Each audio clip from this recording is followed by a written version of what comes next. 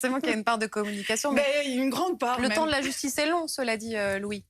Faut-il réintégrer les soignants non vaccinés? Débat houleux hier soir à l'Assemblée nationale. On va en parler avec nos invités à distance dans un instant. Éric Guyadet, bonsoir. Vous êtes directeur général du CHU de Guadeloupe. Et en plateau, nous accueillons Mathias Vargon. Bonsoir Mathias. Il met son programme politique dans le même discours. Quelles sont vos raisons?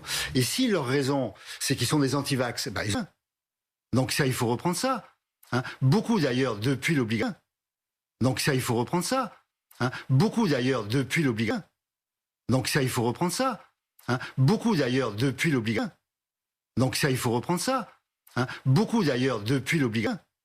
Donc ça, il faut reprendre ça. Beaucoup d'ailleurs, depuis l'obligation. Donc ça, il faut reprendre ça. Beaucoup d'ailleurs, depuis l'obligation. Donc ça, il faut reprendre ça. Beaucoup d'ailleurs, depuis l'obligation. Donc ça, il faut reprendre ça. Beaucoup d'ailleurs, depuis l'obligation. Donc ça, il faut reprendre ça. Beaucoup d'ailleurs, depuis l'obligation. Donc ça, il faut reprendre ça. Beaucoup d'ailleurs, depuis l'obligation. Donc ça, il faut reprendre ça. Beaucoup d'ailleurs, depuis l'obligation. Donc ça, il faut reprendre ça.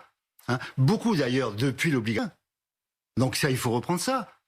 Beaucoup d'ailleurs, depuis l'obligation. Qu'est-ce avec Anna Guier. À présent, la situation en Ukraine. On apprend qu'il y a 15 morts dans un bombardement russe à Kherson. 15 personnes ont été tuées, 35 autres ont été blessées, dont un enfant, dans des bombardements russes. C'est la ville de Kherson qui l'annonce elle-même sur Telegram. En raison des bombardements massifs de l'ennemi d'hier, des bâtiments privés et de grandes hauteurs ont été endommagés et un violent incendie s'est déclaré. C'est ce que précise aussi la municipalité de Kherson, et 58 habitants, dont 22 enfants, ont dû être évacués en urgence.